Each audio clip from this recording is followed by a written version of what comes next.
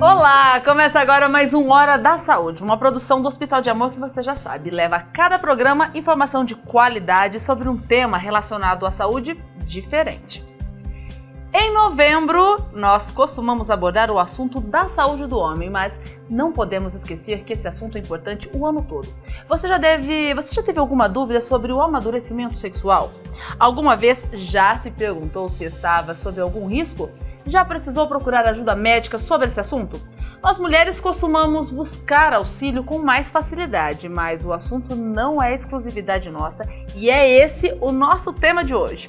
Para começar esse assunto, eu recebo o Dr. Marcelo Gobo Júnior, meu parceiro de programa, mais uma vez. Olá, Dr. Marcelo. Tudo bem, Glaucia? Tudo bom? Saúde do homem, sexualidade do homem. Um assunto muito importante que a gente não tem o hábito tanto de debater, mas que é uma repercussão na saúde pública. Os dados do Ministério da Saúde revelam que o uso do álcool possui uma maior prevalência na população masculina, fazendo com que sofram mais as doenças provocadas pelo uso excessivo da bebida alcoólica. Em relação ao tabagismo, os homens também usam cigarros com maior frequência do que as mulheres, o que causa doenças cardiovasculares, cânceres, doenças pulmonares, entre outras manifestações. Outras doenças que também vão acometer esse grupo populacional com maior frequência são os tumores e as doenças do aparelho digestivo, circulatório e respiratório. Essas doenças têm relação direta com a disfunção erétil. De acordo com o Ministério da Saúde, a disfunção erétil está associada com a idade. Apenas 1 em cada 50 homens até 40 anos apresenta disfunção erétil, enquanto 1 em cada 4 com 65 anos apresenta esse problema. A disfunção está associada ao diabetes mellitus, à obesidade e à hipertensão arterial. Exatamente, Glaucia. Vamos sentar? A gente precisa entender esse conceito, entender como essas coisas se relacionam e por que a gente abordar a saúde do homem é tão importante e também é um tabu, como a gente já tem comentado aqui no programa em outras edições. A disfunção erétil, por exemplo, é a dificuldade de obter ou manter uma ereção adequada para o intercurso sexual satisfatório. Ela é mais frequente entre todas as disfunções sexuais masculinas e estima-se que 30 milhões de homens com essa disfunção nos Estados Unidos. Por outro lado, no Brasil, são 11 milhões, enquanto no mundo todo são 150 milhões de homens com esse tipo de condição clínica. Estima-se ainda que em 2025, essa população seja de 322 milhões de homens. Estudos populacionais que foram realizados nos Estados Unidos e no Brasil apontam respectivamente 52% e 45,1% de homens com disfunção erétil. E mesmo esse número sendo tão alto, ainda é um problema tratar desse assunto no consultório. Marcelo, disfunção erétil, disfunção sexual e impotência sexual, os três são a mesma coisa? Não, eles conversam entre si, mas são conceitos separados. Por exemplo, uma disfunção sexual é a incapacidade de você manter uma relação sexual satisfatória, independente do motivo.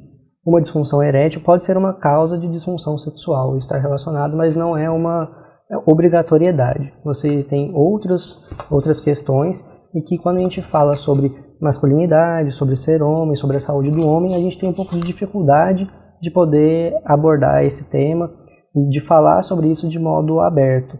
É um desafio muito grande poder conduzir esse tipo de conversa no consultório e, mais do que isso, trazer essa conversa o mais precocemente possível para que a gente possa intervir e melhorar a qualidade de vida.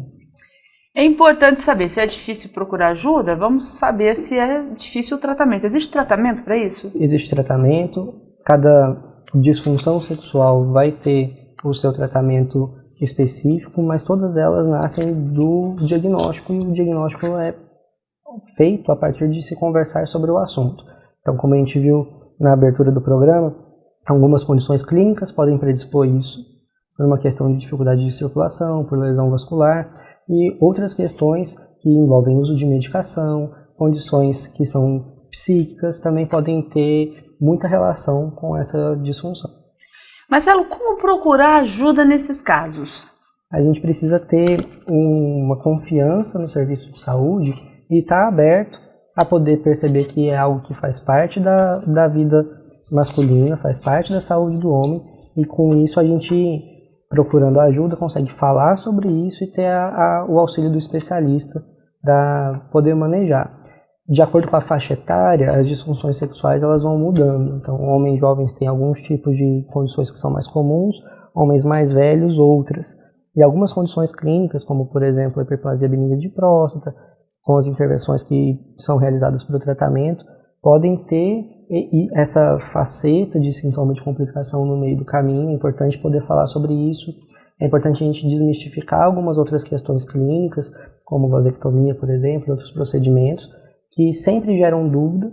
Quando a gente está falando sobre transtornos mentais, por exemplo, um dos principais efeitos colaterais de algum grupo de medicação é disfunção erétil e alterações da função sexual. E a principal causa, esse tipo de sintoma é a principal causa de descontinuidade do tratamento em homens jovens, expondo a riscos de complicações do quadro, de agravos sociais do quadro em relação a isso. Isso está muito relacionado a etilismo, por exemplo, ao uso nocivo do álcool em grandes quantidades, ao tabagismo e ao consumo de outras substâncias, e que está intimamente também relacionado com violência doméstica. Então, a gente poder cuidar da saúde feminina, como a gente já abordou aqui, em toda a sua complexidade e necessidade de atenção, a gente também precisa cuidar da saúde do homem, porque são tópicos que se sobrepõem em determinados contextos e que a gente só consegue garantir saúde para todo mundo se a gente olhar adequadamente para todo mundo. Marcelo, por que os homens são tão resistentes a procurar ajuda quando o assunto tem a ver com a saúde sexual? Existe uma questão muito grande relacionada à identidade, em relação a reconhecer-se como homem, o quanto masculino você é, de acordo com o quanto de desempenho sexual você tem, ou performance sexual você tem. Isso é um tabu. Então, quando a gente fala que há um problema em se manter ereção, por exemplo, ou de ter satisfação em uma relação sexual, como se a gente fosse percebido como menos homem ou com uma masculinidade colocada em dúvida.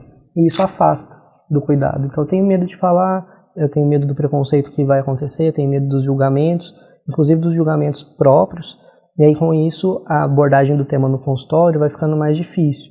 Porque às vezes mesmo que o profissional esteja ali confortável para poder falar do assunto, às vezes o paciente não está muito preparado para lidar com essa questão pelo medo de contar para si mesmo de que aquilo está acontecendo e de encarar as consequências disso. Mas são condições clínicas que têm tratamento, que têm manejo e que podem melhorar em muito a qualidade de vida. É verdade que os homens casados costumam procurar mais ajuda do que os homens solteiros? Sim, por uma questão de irem arrastados, né? Então quem faz essa procura não é geralmente o homem sozinho. Isso é uma grande questão para a gente poder falar de saúde da mulher também. Como a gente já abordou aqui em outros episódios, quando a gente vai fazer o tratamento do casal, a gente precisa envolver as duas partes. A gente vai falar de planejamento familiar, a gente vai falar sobre métodos contraceptivos, isso é um assunto do casal. Embora o corpo feminino precise ser olhado com muita atenção, isso é tão mais fácil quando você tem uma dinâmica do casal, uma sinergia para poder pensar nesse assunto e responsabilização das duas partes envolvidas no processo. Doutor Marcelo, como pedir ajuda?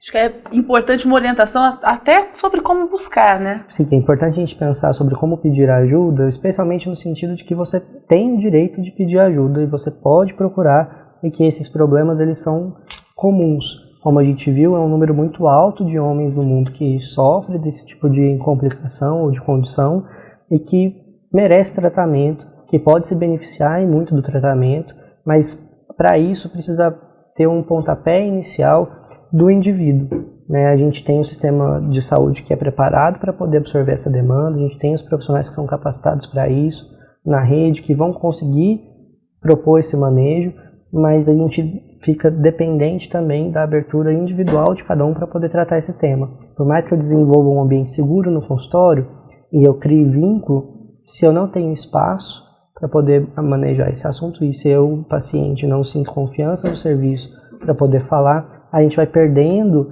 a nossa oportunidade de contato, a gente vai perdendo o nosso tempo de intervir antes que as consequências possam ser permanentes ou reversíveis, a depender do caso, e principalmente em relação ao sofrimento associado com isso. Então isso influencia na dinâmica de casal, influencia no relacionamento, e vai colocando em dúvida e colocando em xeque muitas questões íntimas que vão gerando um sofrimento a longo prazo bastante grande, como um dos principais limitadores da qualidade de vida a depender da faixa etária.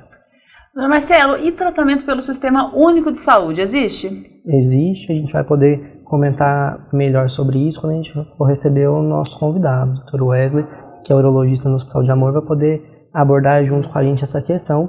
Cada cada tipo de disfunção tem um tratamento específico, então quando a gente fala sobre uma ejaculação precoce ou algo do tipo, a gente tem uma lógica de tratamento. Quando a gente está falando de uma disfunção erétil, a gente tem uma outra possibilidade de tratamento. A gente precisa particularizar para cada caso o tratamento adequado, mas eles são possíveis e eles existem. A gente está falando aqui sobre um problema que atinge grande número de homens, não só no Brasil, como em todo o mundo. E a gente também falou sobre a dificuldade dos homens procurarem ajuda. Nesse caso, mais uma vez, a informação é fundamental? É fundamental e é o que faz com que a gente consiga falar do assunto. Eu entender que isso faz parte, que qualquer um de nós está sujeito a isso, a depender do nosso contexto de vida, do nosso estilo de vida, das nossas comorbidades, isso pode acontecer, a gente vai ganhando espaço e força para poder falar do assunto. É realmente uma quebra de paradigma poder falar disso abertamente para gerações mais antigas, enquanto a juventude hoje tem um pouco mais de liberdade de poder falar sobre isso. A gente percebe que para a faixa etária mais velha, quem hoje tem por volta de 50 anos até 65 anos, acaba sofrendo muito de desinformação. A gente já abordou aqui no programa ISTs, e esse assunto é um assunto muito importante também nessa faixa etária de homens mais velhos, inclusive com maior taxa de transmissão hoje em dia, com maior taxa de reinfecção e de transmissão de algumas doenças, como sífilis, por exemplo, como HIV, justamente por essa questão de desconhecimento do assunto, por uma questão de acesso fácil a medicações que vão intervir no sintoma, e aí eu tenho acesso a isso, mas eu também não tenho informação sobre como usar, quando usar e quais as consequências, fico em risco, e todos esses comportamentos que são de risco acabam facilitando para que eu tenha infecções sexualmente transmissíveis, complicações da minha qualidade de vida e aumente a taxa de transmissão, impactando na vida das outras pessoas também. Certo, doutor Marcelo. Daqui a pouquinho, depois do intervalo, então, a gente recebe um convidado muito especial. É o doutor Wesley Manhambosco. Ele que é médico urologista do Hospital de Amor e vai esclarecer as principais dúvidas sobre a saúde sexual do homem. A gente já volta.